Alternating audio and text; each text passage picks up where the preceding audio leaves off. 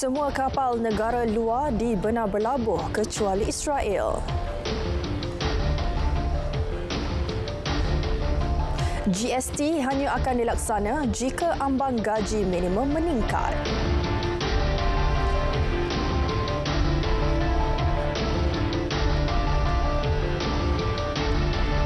Assalamualaikum, salam Malaysia Madani. Berita perdana bersama saya Tira Minuddin. Malaysia selaku pengerusi ASEAN 2025 bakal jadi tumpuan dunia penganjuran pelbagai persidangan peringkat antarabangsa di negara ini pastinya akan membuka pelbagai peluang dan merancakkan lagi ekonomi rakyat. Saya minta kerjasama, saudara, ya, kerana ini tumpuan kita apa? Dia diplomasi, orang hormat negara kita, Malaysia harum, tetapi utamanya ekonomi. Utamanya apa? Perdagangan, pelaburan, perniagaan, peluang bagi rakyat Malaysia, peluang bagi syarikat Malaysia dan peluang bagi rakyat Malaysia.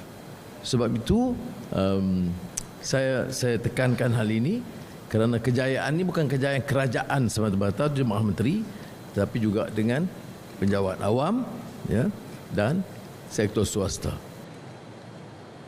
Bermula akhir tahun ini, Malaysia bakal jadi tuan rumah kepada mesyuarat utama ASEAN dengan beberapa negara luar, antaranya Amerika Syarikat, China, Korea Selatan, Jepun, Eropah, India, Australia dan New Zealand.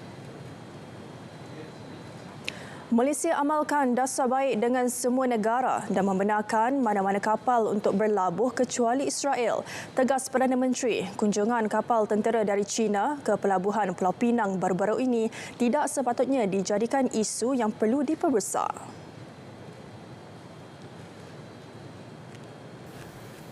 Kita ada joint military operations on a small scale dalam kawasan kita dengan Amerika Syarikat, dengan India, dengan China, dengan Singapura, dengan Indonesia, ya, dengan India. Jadi semua, apa dia masalah dia? Bagi saya tak ada masalah. Hal ini telah berlaku sejak lama. Malah kalau kerajaan dulu yang bersama PAS dan Bersatu, itu kapal terbang Israel pun boleh lalu kita.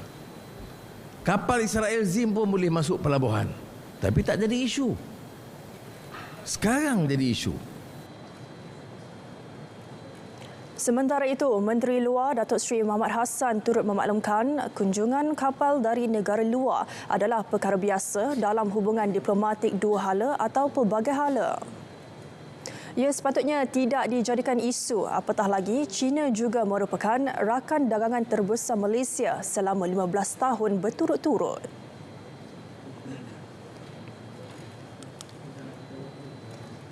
Tak ada apa-apa pun, ya. Mereka mendapat kebenaran. Yang bagi kebenaran ke Kementerian Luar, Kementerian saya. Kita dapat pula daripada pasukan keselamatan. Kita minta pandangan mereka. Boleh ke pasukan keselamatan pilihan mereka tak ada masalah. Tentera laut kata ataupun medan kata tak ada masalah. Dan mereka letak dia punya program dia. Ini dia kami nak buat. Kalau sekali turun ada kadet, kami nak komisi tu, komisi semua diluluskan. Ada 2-3 petangga yang kita tak luluskan. Dalam perkembangan lain, cukai barang dan perkhidmatan GST boleh dilaksana semula sekiranya nilai ambang pendapatan negara berjaya ditingkatkan kepada RM3,000 hingga RM4,000. Perdana Menteri berkata pelaksanaannya perlu ambil kira golongan miskin yang tidak sepatutnya dibebani dengan sistem cukai berkenaan.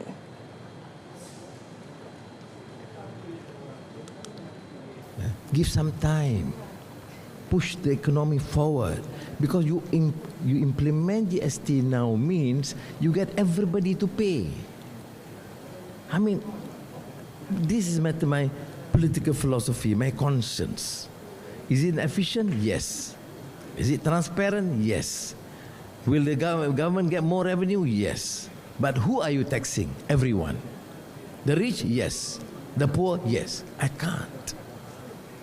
So what is my view? I said, look, give some time, give a few years, make sure that the threshold, the level of income increases. 3,000, 4,000 ringgit minimum, then we can gradually adjust this policy. Dalam para itu, cukai warisan tidak pernah dibincangkan atau dicadang untuk diperkenalkan dalam mesyuarat Kabinet seperti didakwa. Menteri Pengangkutan Anthony Loke menegaskan dakwaan itu hanyalah andaian tanpa asas yang kukuh. It's just an assumption by some analysts.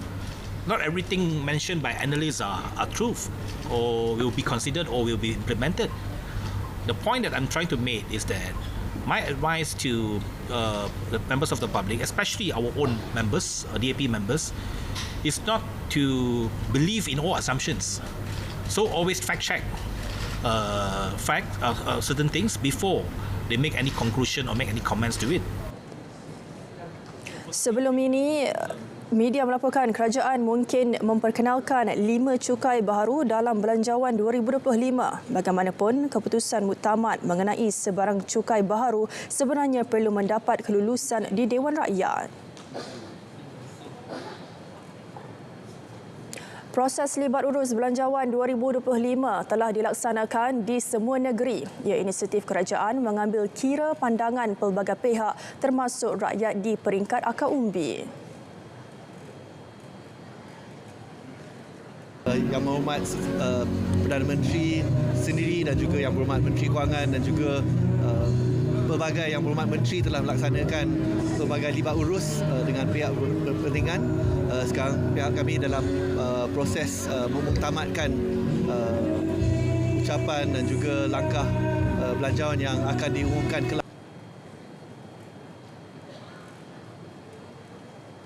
Terpaksa merentasi laut dan sungai untuk mendapatkan bekalan keperluan asas. 350 penduduk di Kampung Abai, Kinabatangan, Sabah tidak lagi berdepan masalah itu apabila program pengedaran barang perlu, gas petroleum cecair LPG dan komuniti drumming diperluas. Laporan Maznan Yunus.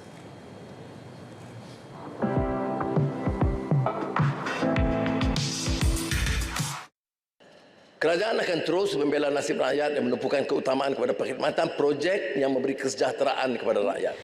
Kalau dulu terpaksa kami bawa pikul ke Senakan untuk refill dan bawa balik sini.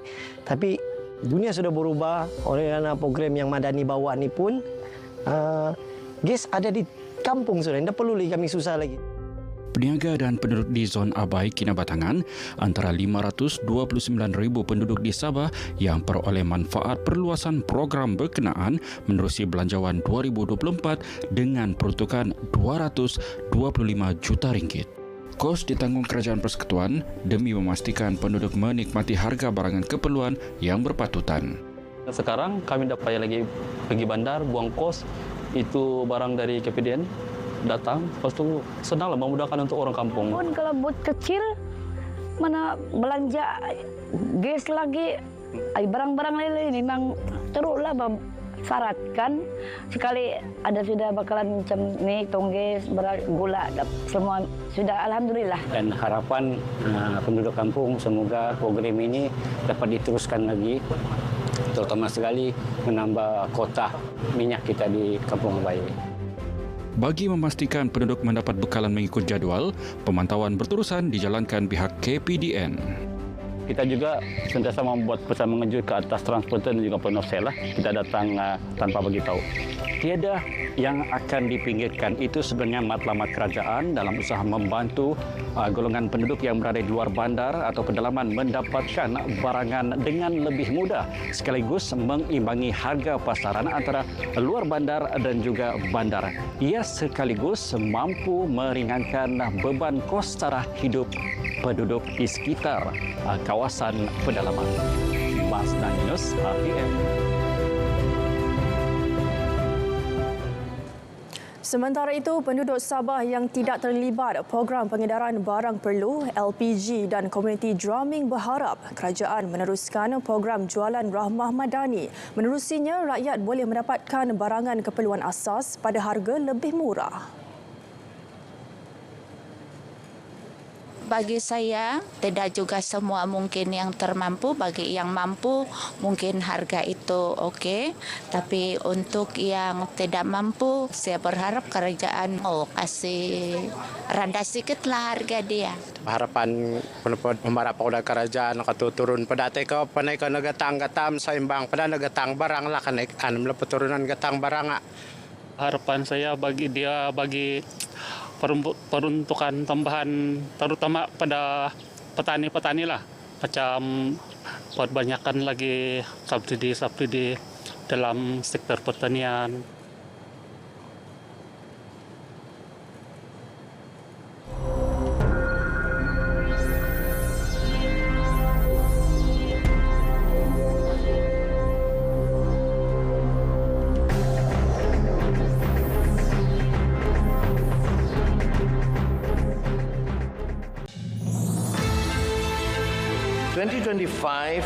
Will be a momentous chapter for ASEAN, rich with significance and promise. Will mark the 10th anniversary of the ASEAN Community founding, a milestone in our collective journey. Malaysia has chosen the theme inclusivity and sustainability. It reflects our aspirations for shared progress, ensuring that no one is left behind. It conveys our hope that the steps we take today will endure in the long run. It underscores our determination to keep the future firmly in sight as we move forward.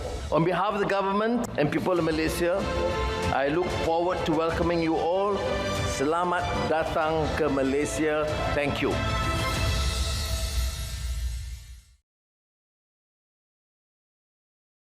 Memberi jaminan pada semua rakyat, golongan minoriti, golongan terpinggir, golongan di pedalaman, bahawa setiap rakyat dan warga negara akan dipertahankan hak mereka. Ikuti mesyuarat ketiga, penggal ketiga secara langsung Parlimen Malaysia ke-15 di Dewan Rakyat pada 14 Oktober hingga 12 Disember 2024 dan di Dewan Negara pada 2 Disember hingga 19 Disember 2024.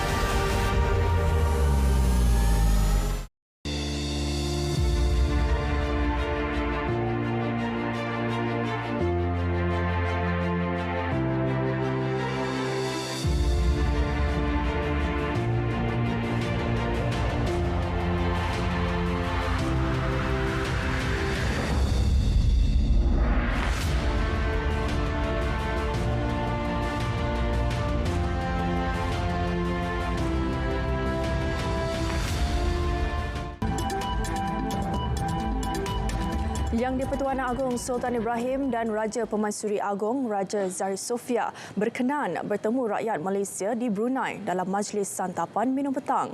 Ia bersempena lawatan negara baginda berdua selama 3 hari ke negara itu. Majlis yang berlangsung di Empire Brunei Bandar Seri Begawan itu dihadiri kira-kira 300 diaspora Malaysia. Baginda berdua berkenan meluangkan masa merakam gambar kenangan, beramah mesra dan bersalaman dengan diaspora Malaysia yang hadir.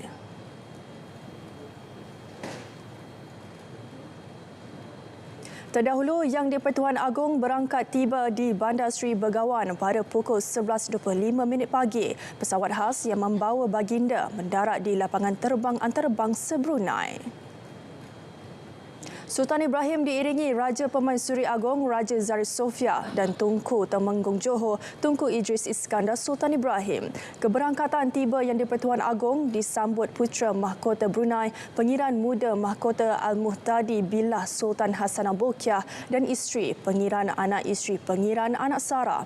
Baginda kemudian berkenan melintasi barisan kawalan kehormatan oleh 26 anggota regimen pengawal diraja Tentera Darat Diraja Brunei. Esok, Sultan Ibrahim akan diberi sambutan negara di Istana Nurul Iman, disusuli kunjungan menghadap ke atas Sultan Brunei, Sultan Hassanah Bolkiah dan isteri Pengiran Raja Isteri Pengiran Anak Saleha.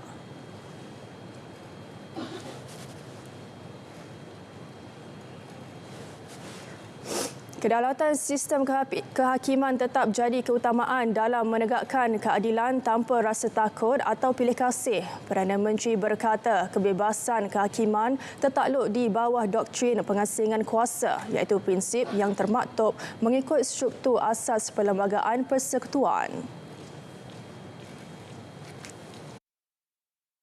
However, the lessons of history must not be forgotten.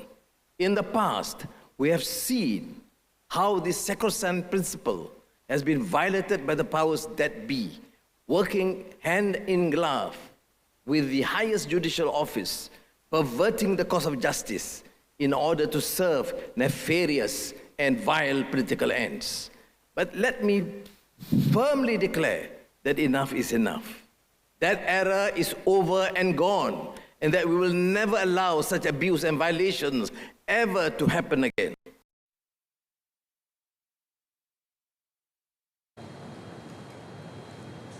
Esok, tirai persidangan mesyuarat ketiga penggal ketiga Parlimen ke-15 dibuka hingga 12 Disember. Pembentangan Belanjawan 2025 antara tumpuan dalam persidangan yang berlangsung selama 39 hari. Ikuti laporan Sazwani Samsu.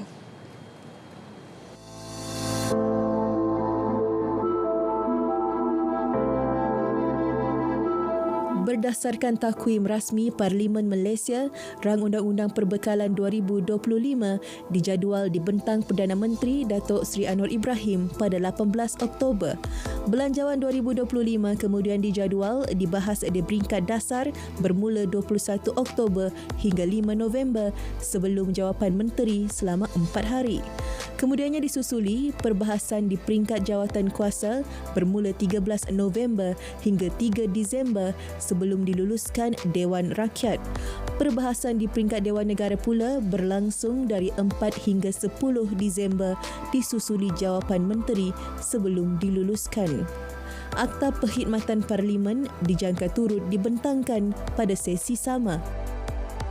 Kita difahamkan yang Kabinet telah pun meluluskan perdasarnya bahawa PSA, Parliament Services Act ni akan dihidupkan balik ataupun diwujudkan semula selepas di repeal actually bukan repeal dulu 1992. So alhamdulillah, insyaallah saya rasa dalam sitting ni mungkin Wabi Azhar yang bertanggungjawab akan bentangkan dan saya menyerulah semua ahli parlimen menyokong rang undang-undang ni. Ahli Dewan juga diingatkan tidak menyalahgunakan keistimewaan Parlimen. Ini bagi memastikan kredibiliti badan legislatif negara itu terpelihara. Supaya kita dapat bergerak dengan lebih pantas dan isu yang kita nak bincang itu lebih jelas. Kalau tidak, isu itu tenggelam dan timbul masalah-masalah yang bukan isu yang sepatutnya. Pada masa depan saya fikir kita perlu adakan satu peruntukan undang-undang, kalau perlukan pindaan perlembagaan sekalipun, sebab sekarang ini yang ada dalam perlembagaan ialah sekiranya seseorang itu dituduh bawa akta hasutan atau seseorang itu menghasut untuk menghapuskan institusi beraja, dua ini saja yang jadi sekatan. Tapi saya fikir kalau tidak berjalan cadangan secara pentadbiran ini, undang-undang perlu ditambah baik untuk menjadikan memfitnah orang lain juga adalah satu kesalahan. Belanjawan 2025 antara intipati penting dalam persidangan. Penekanan juga diberikan kepada ahli parlimen agar tidak menyalahgunakan keistimewaan yang diberi dan hujahan perlu berlandaskan fakta dan bukan sekadar retorik. Ini bagi memastikan perbahasan menjurus kepada penyelesaian isu rakyat yang berimpak tinggi. Sazwani Samsu, RTM.